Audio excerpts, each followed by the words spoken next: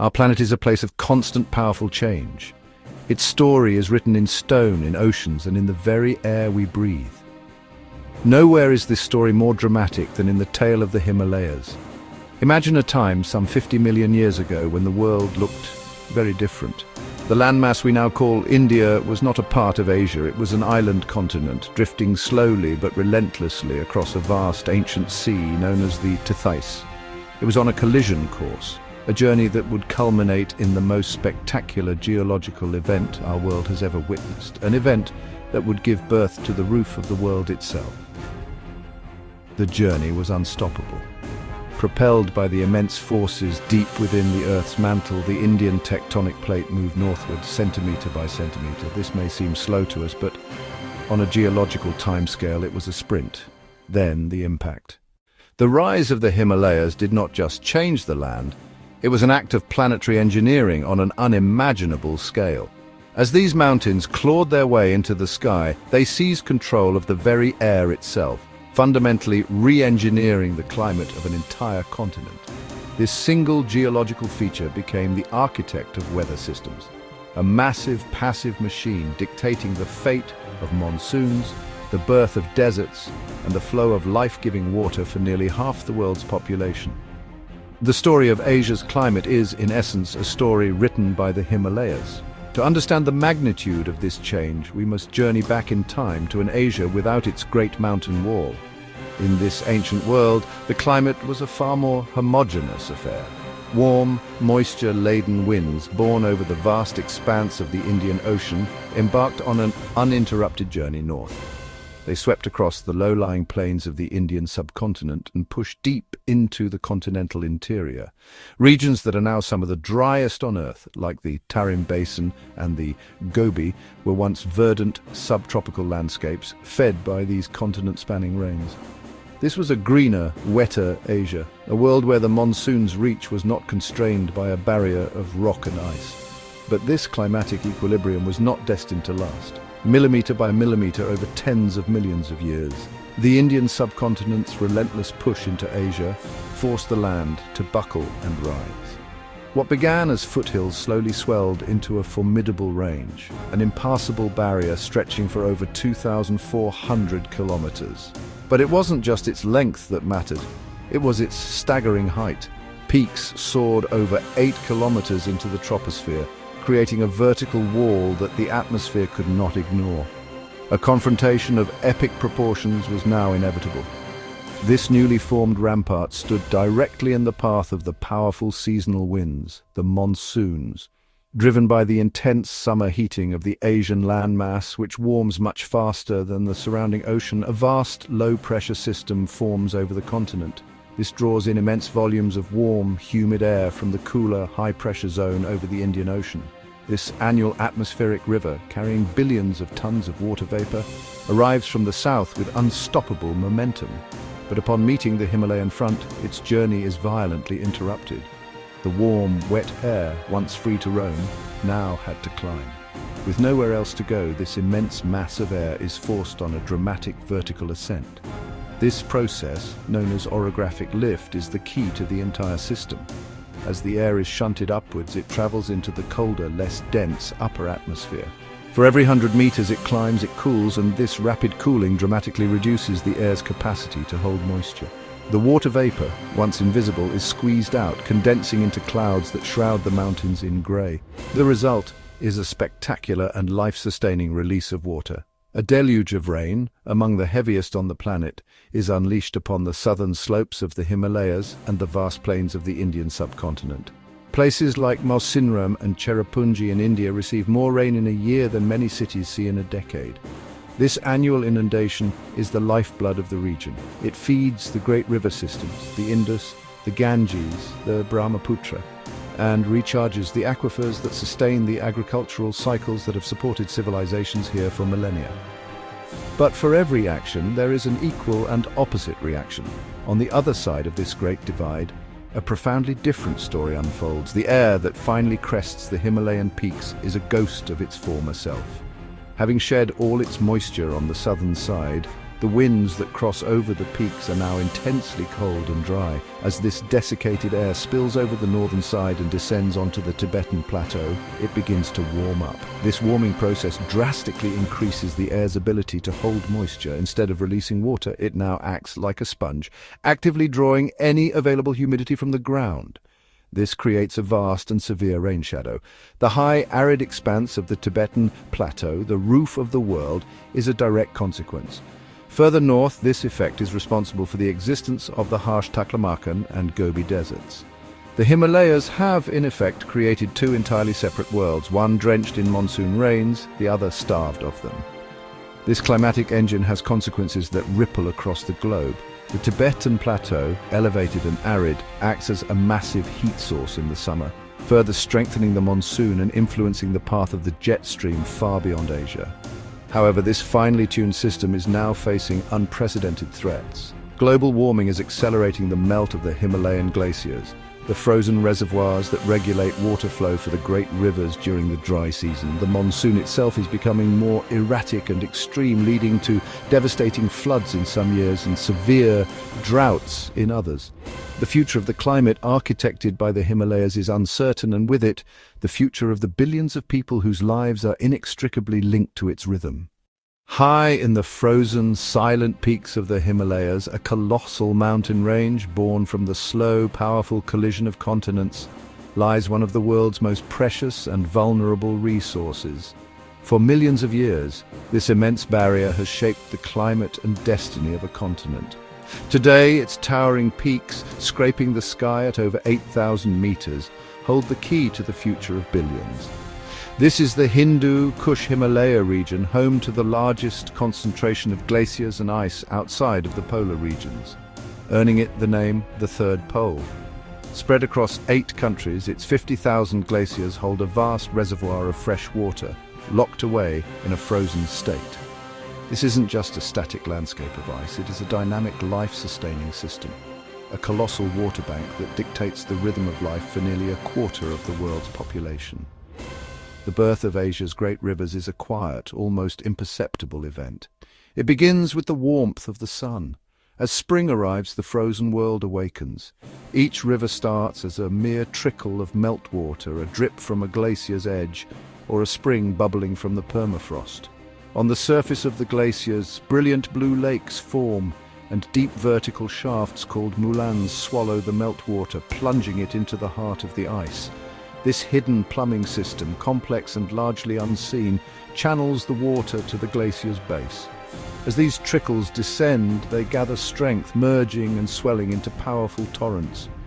They are joined by the immense force of the summer monsoon, a deluge of rain that transforms the landscape.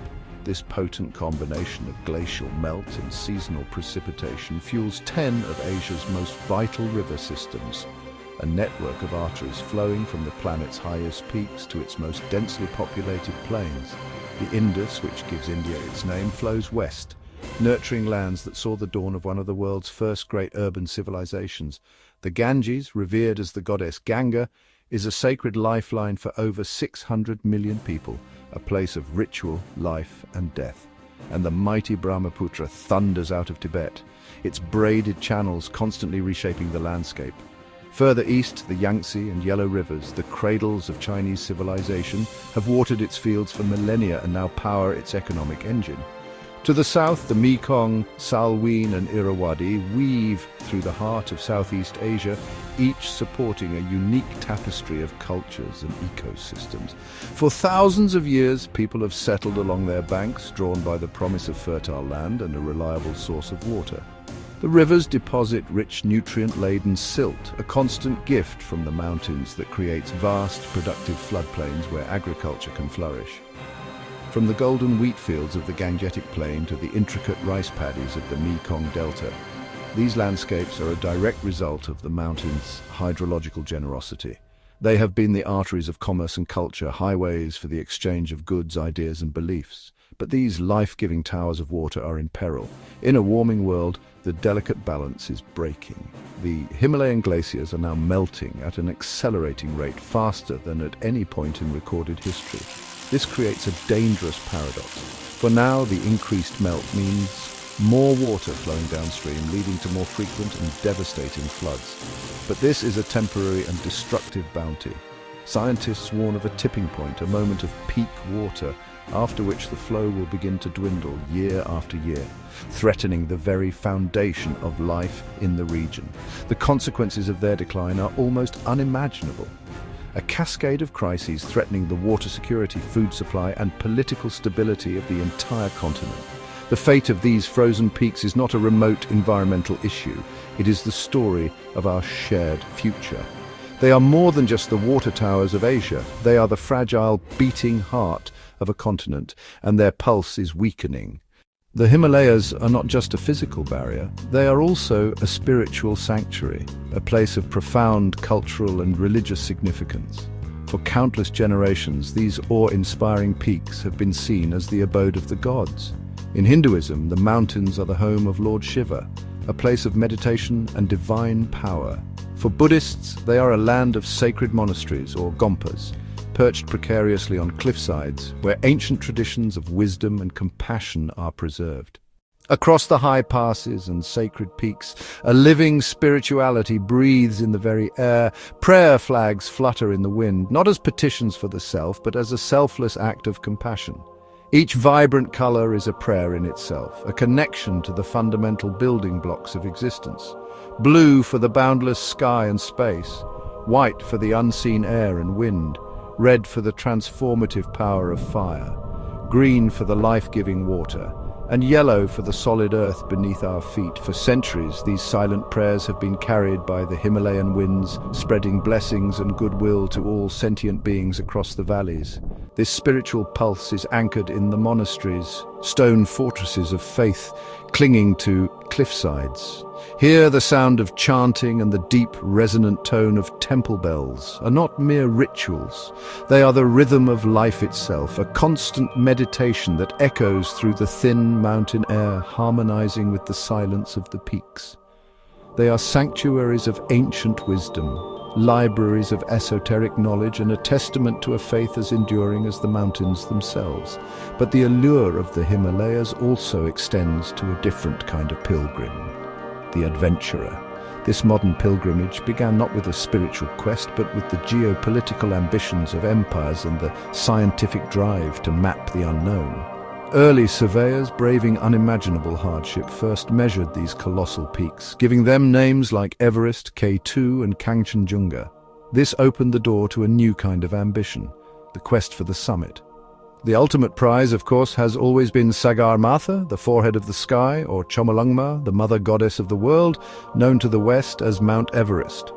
The 1953 ascent by Tenzing Norgay and Edmund Hillary was a triumph that captured the world's imagination. Since then, the quest to stand on the world's highest point has become a legendary pursuit, a test of human endurance against the raw power of nature. Above 8,000 meters in the death zone, the body begins to shut down.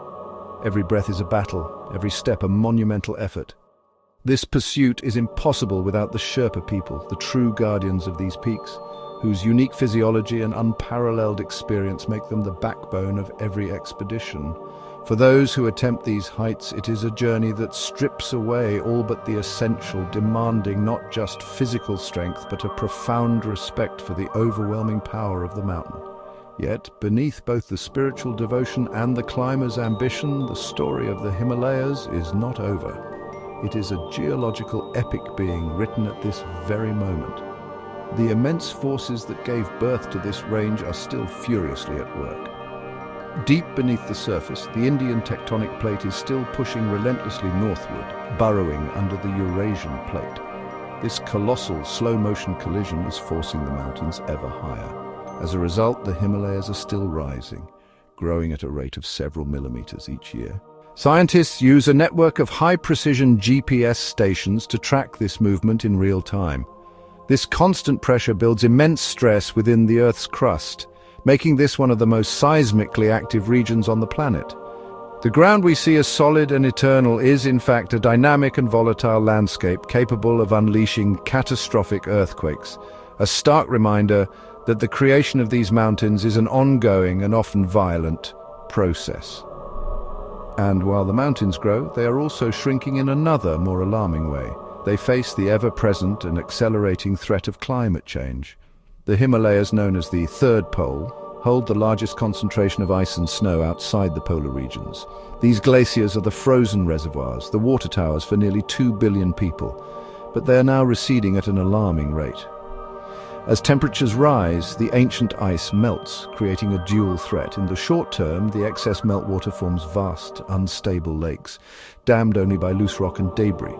A breach can trigger a glacial lake outburst flood, or GLOF, a terrifying wall of water and rock that scours entire valleys. In the long term, the threat is one of scarcity. The retreat of these glaciers jeopardizes the flow of Asia's 10 great river systems, including the Indus, the Ganges, and the Brahmaputra, threatening the water supply, agriculture, and very way of life for a quarter of humanity. The future of the Himalayas and of the billions who depend on them hangs in this delicate balance. How we, as a global community, manage this precious and vulnerable region will be a defining testament to our wisdom and foresight. The story of the Himalayas is one of profound contrasts.